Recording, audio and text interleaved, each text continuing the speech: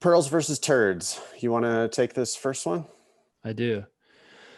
Okay, just a quick recap. We have 9 pearls on the scoreboard through this segment of the program. We've had 41 turds and 21 ties, which adds up to 62 just bogus pieces of information out there.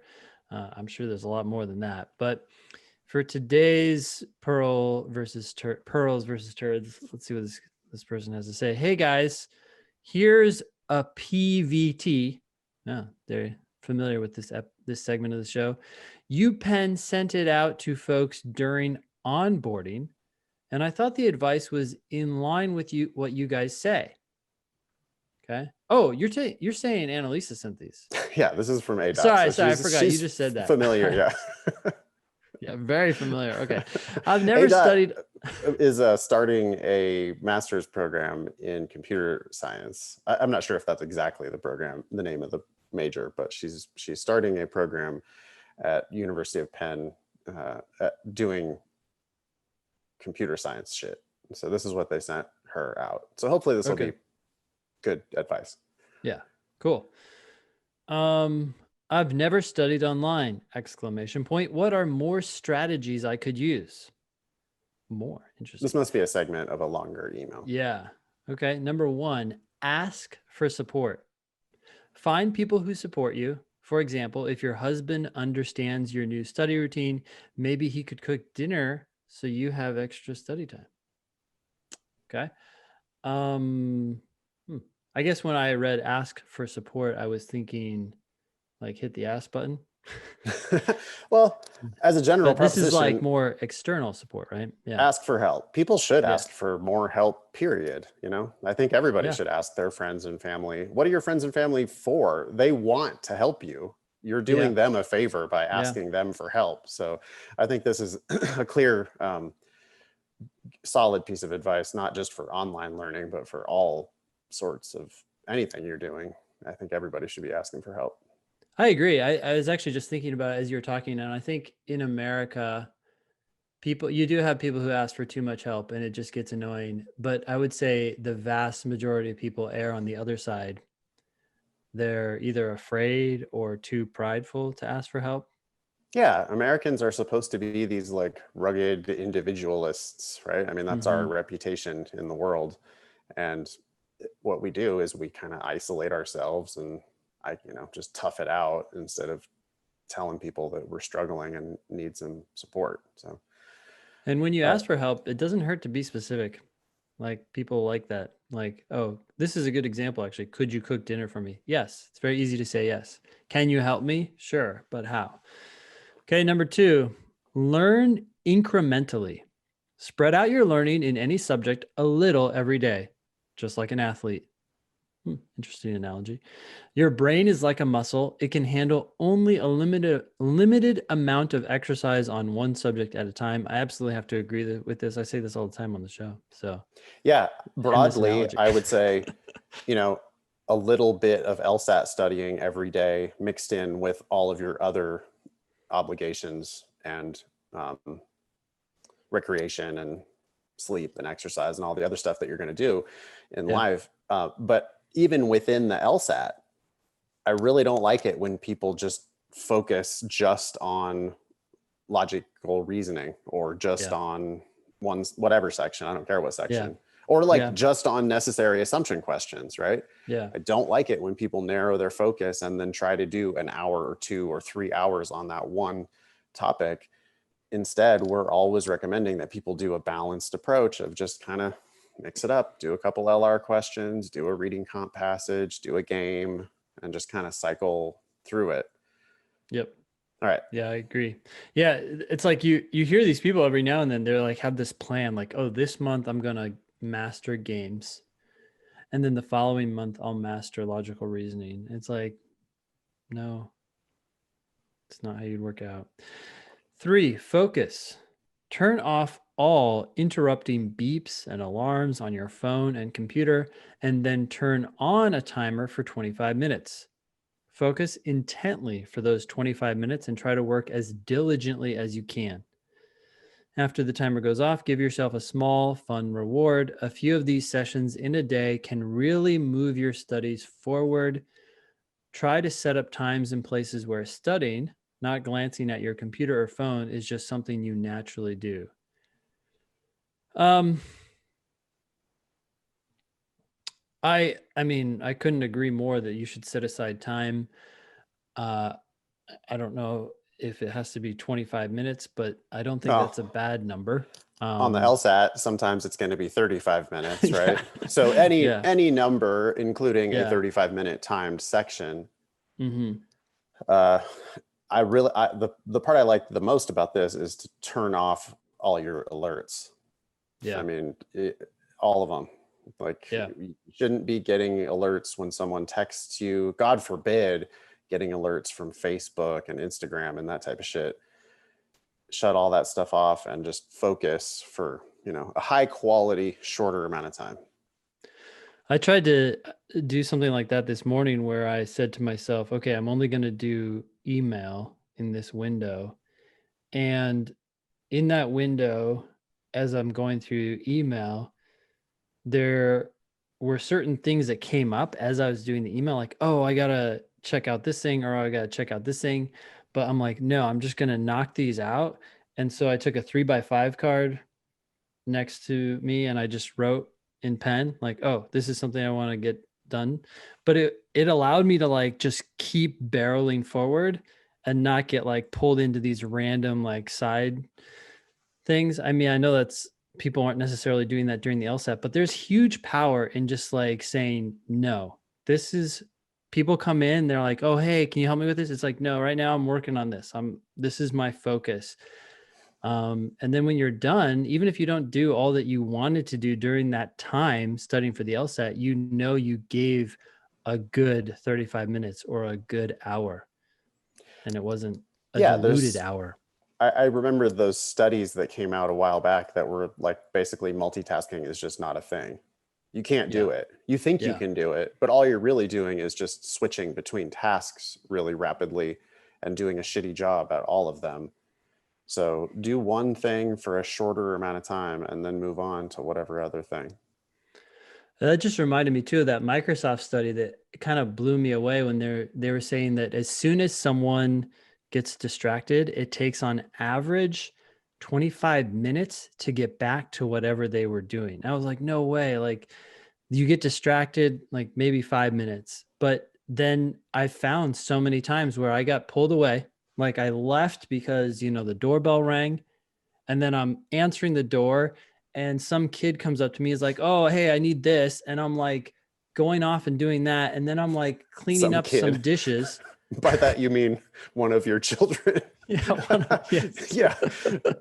Someone shorter than me asking me These by the small name of people that are father. in my house. And I'm like running around and then I'm doing dishes. And then I come back and I'm like, holy shit. Like I was in the middle of this email and now it's 5:30 and it was out of sight, out of mind. Right. And so when they said the average time it takes to get back to a task is 25 minutes, I totally believe it now. Sure, sometimes it's 5 minutes, but so many times you just blew through a bunch of shit that you were not planning to do.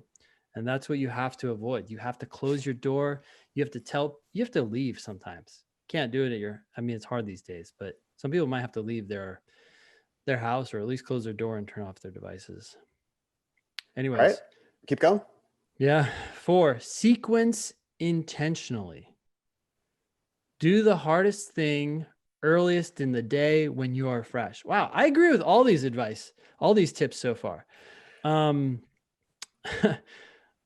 That's exactly what I did this morning too. I was like, okay, I am so much better in the morning than I am later.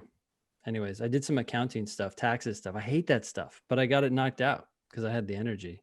Yeah, the Anyways. older I've gotten, the more that advice has seemed apt. Like I get tired or more tired later in the day. Mm-hmm. And Yep. I think it's true for everybody that you should just whenever your highest quality hour is, that's the hour that you should bring to the LSAT study table if you can. Yeah. And I think for most people, that's probably before work or before school. Yeah. Nobody likes to be a morning person, or many people hate the mornings and don't think of themselves as a morning person.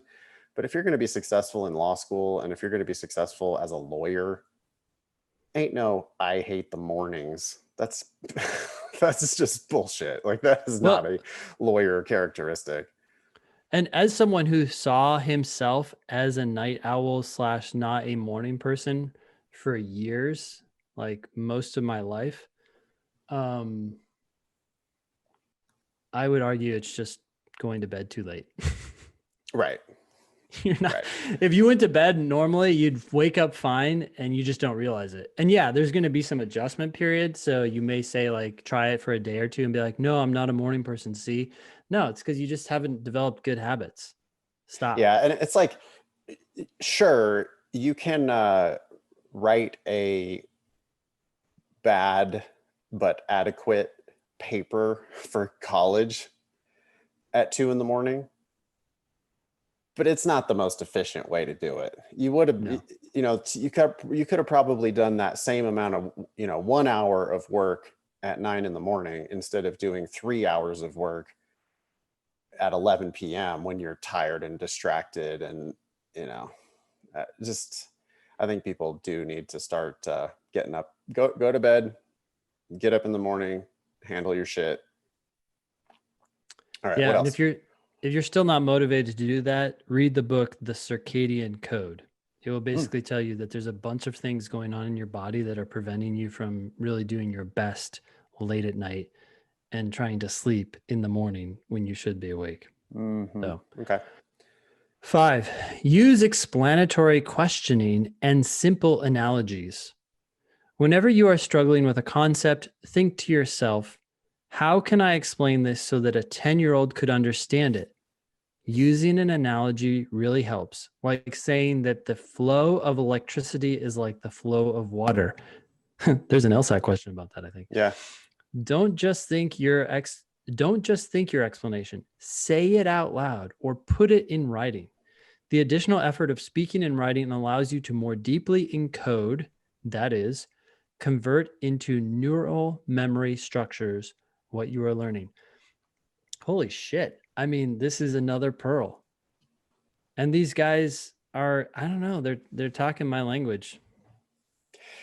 Yeah. I agree. I explain it to a friend. I mean, that's what I try to do when I'm explaining LSAT logical reasoning questions. I'm trying to explain it to a decently smart teenager. Teenager. Yeah. Mm-hmm. I think High about my schooler. niece a Mm-hmm. lot. She's Yep. an 8th grader now. It's like most LSAT logical reasoning questions can be explained to a bright adolescent. And that's what you should be going for with your study partner. Yeah. You should be talking it out. You can talk to us if you're a Demon subscriber.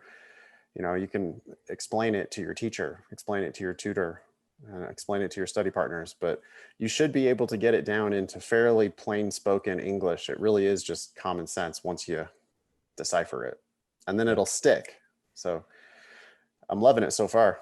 Uh-oh. Yeah. This next part. Let's switch it up. I'll do the strategies Sure. to Go avoid. for it. Yep. Okay, this is excerpted. This is continuing on in this long email.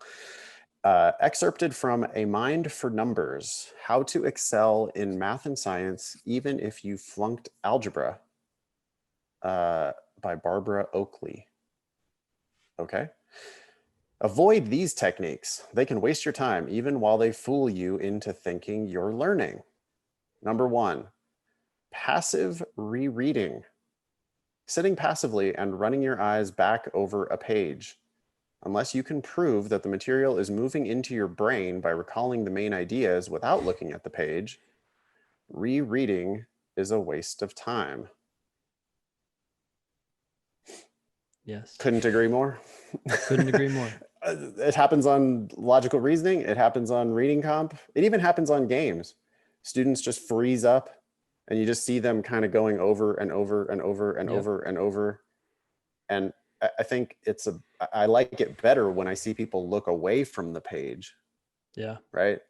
If you look away from the page and you think through in your own words what they just said, now you know that something is going in. Yeah.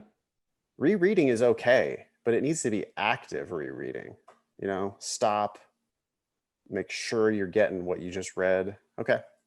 Number 2, anything you want to make any comments about that? No, Okay. I'm like standing up and cheering this person They're on. nailing it. Like, did we write this email? Number 2, Seriously. letting highlights overwhelm you. Highlighting your text can fool your mind into thinking you are putting something in your brain when all you're really doing is moving your hand. A little highlighting here and there is okay. Sometimes it can be helpful in flagging important points. But if you are using highlighting as a memory tool, make sure that what you mark is also going into your brain. Yeah, it becomes an excuse not to understand, right? Like, oh, Exactly. that seems important, so I'm going to highlight it. No. Highlighting Hear and it. underlining and even taking notes sometimes is an excuse for not actually understanding. This looks Yep. important. Let me highlight it. We, in the Slack channel, Ben, in the tutoring channel, one of our tutors wrote a note about one of our students who had learned somewhere to highlight. They were highlighting reading comprehension passages, not in one color, but in 2 different Oh colors. my God. And wherever they learned that strategy, that is no possible way that that's helping that student. I've never seen I've been doing this for a decade plus. I've never seen one student be successful with highlighters. Like, Yeah. for what? It's just understand it. Just read it better. Read it slower. Read it It's more not that carefully. long. It's Like not that maybe long. highlighting comes from like reading super long things and like you might want to remember where you read something, I guess. But even then, you'd still have to make sure you understand it. It can't be an excuse to just like move on. Yeah. This is a pearl so far. Let's hope that they don't fuck themselves here. But I think we got a pearl on our hands here. Yeah. Number 3 says merely glancing at a problem's solution and thinking you know how to do it. This is one of the worst errors students make while studying. You need to be able to solve a problem step by step without looking at the solution. Yeah. This is like blind review, right? Oh, D. Yeah. Okay. Yeah. That makes sense. No. Can you do it without knowing what the correct answer is? Could you explain it to me, Mm-hmm. to my satisfaction? Could you explain it Yep. to Ben, to his satisfaction? If you can't tell me exactly why the right answer is right and why the wrong answer is wrong, you don't get it. You don't really get it. All you're telling me essentially is I looked at the answer key and I know the answer is D. When you said that, that reminded me of all those times in class where I was standing up at the front. This is, for some reason, this took me back to in-person classes, but, and someone was like, yeah, I understand it or whatever. We're having some discussion about the answer. And I say, okay, like, I'm not totally sure your reasoning is right. Can you explain why that's correct to us, the class, to me? And they would start and then stumble and then invariably say something like, well, I understand it. I get it. It makes sense. And I got it right. Like, let's move on. And I'm like, no. Yeah, if you get them all right, like if you show me your logical reasoning section and you got 25 out of 25, Yeah. then I'm willing to give you some credit that you probably get it. Yeah. But if you missed like 3 or 4, then the other ones that you got right are now kind of suspect, right? It's Mm-hmm. like, well, for each one that you missed, there's probably another one that you kind of got lucky on. And that's okay. I mean, that is part of the game. Mm-hmm. But when you're reviewing that question, it's not enough to just say, oh, I got it right. I understand it. I mean, Yeah. it's just not a convincing argument. Okay. Waiting until the last minute. We're still going through the strategies to avoid. There are 8 of them. This is number 4. Waiting until the last minute to study. Would you cram at the last minute if you were practicing for a track meet? Your brain is like a muscle. It can handle only a limited amount of exercise on one subject at a time. Doubling down on their earlier advice. Yeah. Waiting until the last minute. We see this all the time. We see it with the test. We see it with applications, personal statements. Oh, Yeah. I got something. Here it is. Like, oh, We get, we see it in two different ways. It's funny because like you can't lie to us. We know you. Like we see you as a student. We know what's up with you. And so, but we get students, we get people who are new to us, which we appreciate them reaching out, but we get people who are like, I'm taking the January LSAT and I need to improve by 10 points. And it's like, oh, okay, but it's a month from now. We're just now meeting you. Maybe we can make it happen for you, but we certainly can't guarantee that. yeah. So that's one way that people wait till the last minute. And then another thing that we see, and we can see this starkly in the Demon, with the Demon Live classes, our classes are always way fuller when there's a test coming up in the next like 2 weeks. Yeah. Yeah. But that's not how it should be. People should be studying for, like, people end up, being subscribed for 3 months or 4 months sometimes, and like, or even longer sometimes. Well, if you're subscribed, then you should be going to the classes. So it's weird that like, even if our subscriber numbers don't change, the attendance changes so much based on whether there's a test coming up in literally the next 2 weeks. Yeah. Come on, guys. That's that. What do you think you're gonna do? All right. I guess we can give the current Demon Live and premium subscribers some credit. It seems like the January LSAT's a month away, and enrollment attendance has picked back up again. So hopefully they're starting to get it. Do it now. No. Oh, if you're taking, if you're taking the January LSAT, you should definitely be in classes now, and you should be in classes like through Christmas. You shouldn't stop. Obviously, we're not having classes on like Christmas Eve or Christmas Day or New Year's Eve. But other than that, like, we are making other classes available during those weeks because we're expecting people to be studying straight through. But you shouldn't really, you should be studying for a solid couple, 3 months at a minimum for most people. And so that really shouldn't be super tied to your test date, especially when most people need to have at least one backup. People end up taking it multiple times.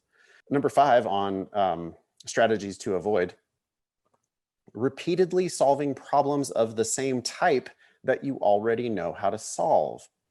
If you just sit around solving similar problems during your practice, you're not actually preparing for a test. It's like preparing for a big basketball game by just practicing your dribbling. I can certainly see one tie to what we offer in the Demon, right? If you're drilling in the Demon won't even let you repeatedly solve problems of the same type that you already know how to solve, because the drilling function in the Demon is going to keep making the questions harder and harder and harder. If you get them all right, the Demon's going to give you all of the very hardest questions on the test. And if you end up like solidly scoring in the 175 to 180 on every one of your practice tests, then it's time to take the official test. You don't need to do the LSAT forever. You just need to do it until you get your best possible score. And there is no better score than 175 to 180. So exactly.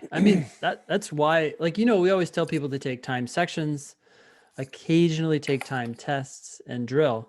And the people are always like, well, wait, they want to do like the best one sometimes. Like in my office hours, like, yeah, but which one should I do? I'm like, no, you got to rotate through all three, because when you're doing a time section, you're getting that timer pressure and you're learning how to deal with this context of the test in the way that you're going to take it. God damn it. If you just do drilling, you're never going to feel what it's like to take an actual time section, and you need to do that.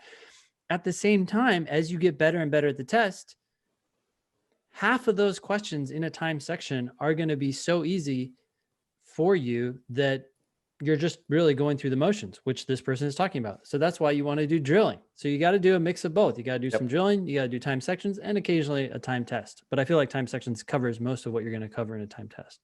Yeah, no more than one timed test per week. You probably don't even need to do one timed test a week. You do need to do timed sections. Yep. Every other day or every third day. I mean, it's got to be a pretty good foundation. For our live subscribers, I'm always talking about 1/3 drilling, 1/3 time sections, and 1/3 classes. Yeah. And classes are really just a mix of drilling and time sections. Right. Yep. Okay. Not checking with your instructors or classmates to clear up points of confusion. Professors are used to law students asking for guidance. It's our job to help you. The students we worry about are the ones who don't ask questions. Don't be one of those students.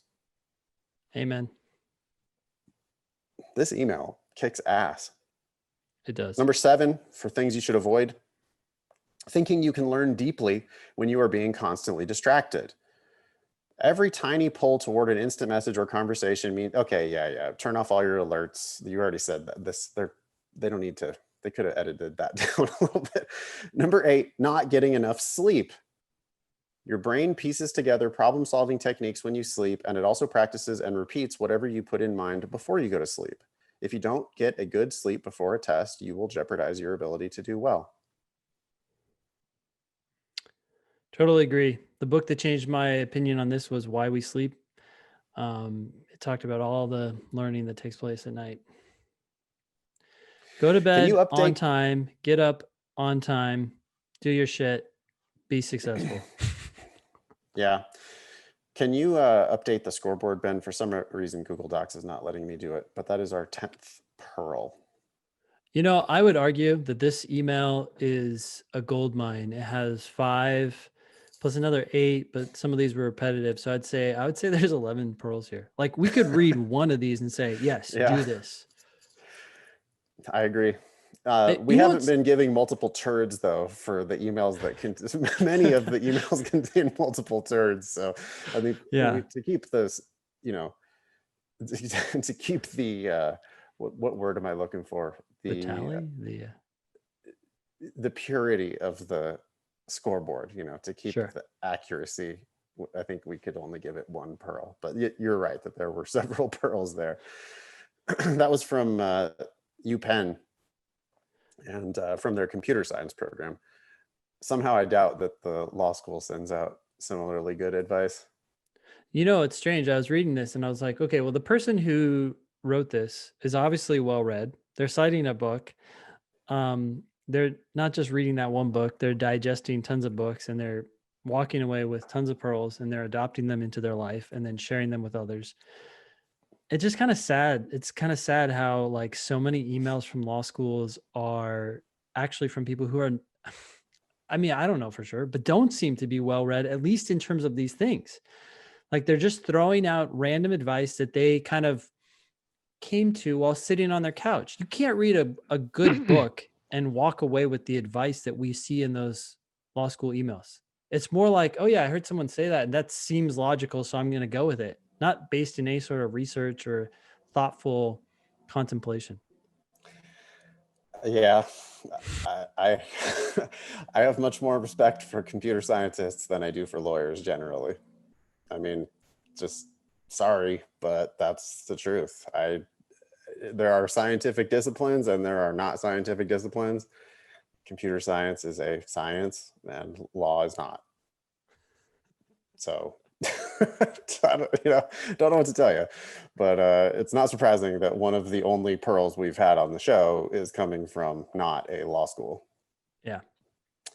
To Elon Musk's point, he feels like the world needs more scientists and engineers and fewer lawyers and financiers. I couldn't agree more. I agree. Yeah, I totally agree.